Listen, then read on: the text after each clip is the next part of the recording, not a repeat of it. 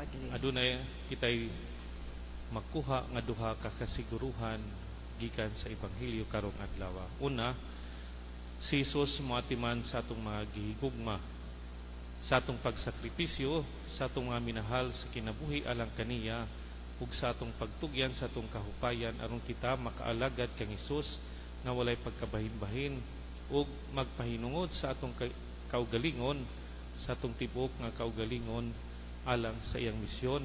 Si Jesus siguradong mubuhat ug maayo, mapuslanon og magantihon kanila. Si Jesus magatiman sa atong mga kabalaka, labi na sa atong mga pamilya. Kini gipamatud-an sa dihan giayo ni Jesus ang ugangang babayi ni Simon Pedro.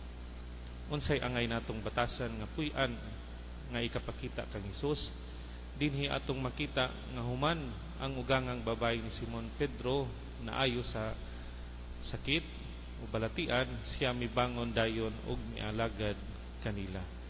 Kini nagpasabot nga siya nag-alagad kanila. Siya nagatiman sa mga panginahanglan ni Hesus ug sa iyang mga disipulo. Iyang gigamit ang iyang nabawi nga kusog alang sa nabag-o nga pagpangalagad.